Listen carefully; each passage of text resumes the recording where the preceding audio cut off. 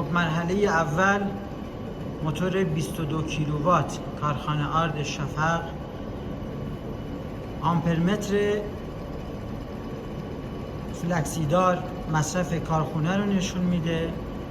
آمپرمتر مستقیم مصرفی رو که از کلید اصلی برق میاد رو نشون میده. خب حالا مرحله اول یک موتور 22 کیلووات بدون بار، فقط غلطک های واز بهش وصله. مرحله دوم دستگاه بعدی با قدرت 22 کیلووات وارد مدار میشه. ما مرحله اول سیستم MOC رو وارد مدار میکنیم. 28 آمپر مصرف دستگاه ها هستش و آمپری که از پست اصلی برق میاد 7.6 مشاهده میفرمایید. با روشن و خاموش کردن سیستم بهینه سازی ببینید 26 28 تقریبا هم آمپر میشن.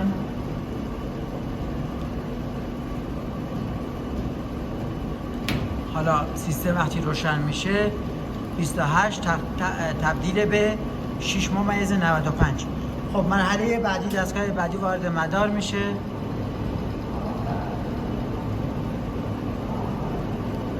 مرحله بعدی یک موتور 15 کیلووات بود. مرحله چهارم موتور بعدی با قدرت 15 کیلووات دیگه وارد مدار میشه و اینجا میبینید که 52 مصرف دستگاه ها هستش و 30 آمپر از پست برق میاد.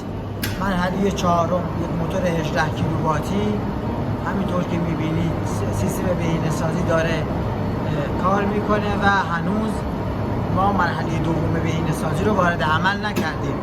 آخرین مرحله یک موتور 22 کیلوواتی دیگه وارد مدار شد و ما MOC رو وارد مدار میکنیم و MOC رو تقویت میکنیم و همینطور که میبینید 84 آمپر مصرف دستگاه ها هستش و آمپری که از پست برق وارد سیستم میشه 26.5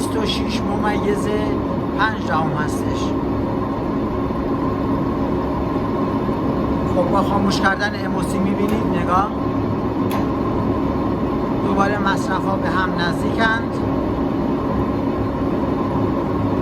حالا اون 80 و 86 تلرانس بین دو تا دستگاه هست، بحث کالیبره هستش. دوباره من MOC رو وارد مدار میکنم و تفاوت فاحش مصرف برق رو میبینید.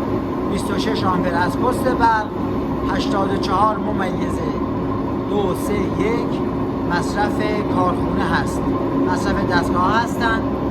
اینجا کارخونه آرد شفق هستش، مدارات دیگه مدارن، سیستم داره کار میکنه. آقای کریمی مسئول خط والس کارخونه و مسئول فنی کارخونه هستش. این تابلویی هست که بسیار تابلو به هم ریخته و قدیمی هستش. این سیستم MOC که اختراع شرکت فنادین هست به عنوان شرکت مستقر در پارک علوم فناوری استان کردستان، برند ثبت شده MOC. دوباره مصرف ها رو مشاهده میکنید. 84 مصرف تسهیلات اصلی و 26 آمپر